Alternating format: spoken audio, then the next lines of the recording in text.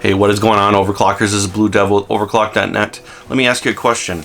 Does 240 hertz matter to you? Or does 144, 120, 100 hertz? Or are you still gaming on the standard 60 hertz display? If you're still stuck in 60 hertz, once you go 144, 240, you never go back. So today we're going to be taking a look at the Nixeus NX EDG27240, which is a 240 hertz gaming monitor with a 1 millisecond response time.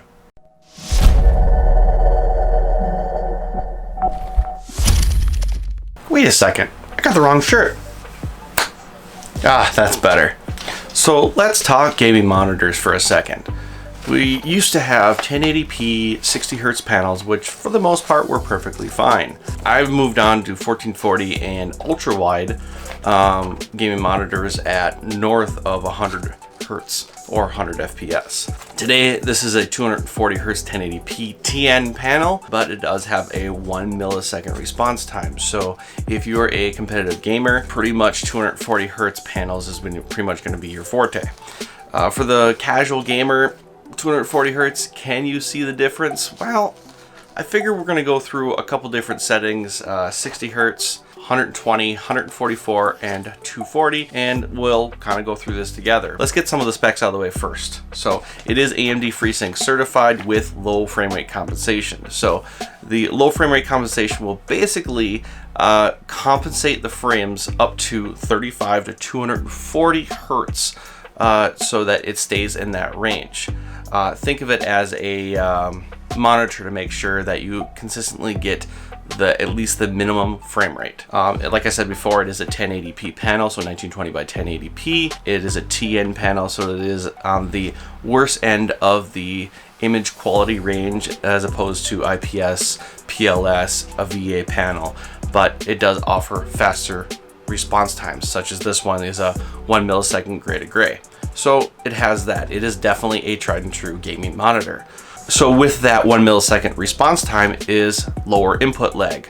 Input lag, for the most part, is the reason why most of us die in FPS shooter games, or any other game for that matter. Seeing the image move slowly across the screen and then having that perceived reaction so that you can react to, say, someone shooting at you could be a split second or a millisecond. So the main things to think about on this monitor is it's 27 inches, 1080p, it has AMD FreeSync with low frame rate compensation. It's a TN panel, 300 nits with a contrast ratio of 1000 to 1. The response time is a 1 millisecond gray to gray. As far as ports on the backside, it does have 2 display ports, which are 1.2A up to 240 hertz a piece, 2 HDMI 2.0, 240 hertz as well. It does have speakers on the backside. I don't recommend them. Audio input jack as well on the back, and it does support VESA mount 100 by 100.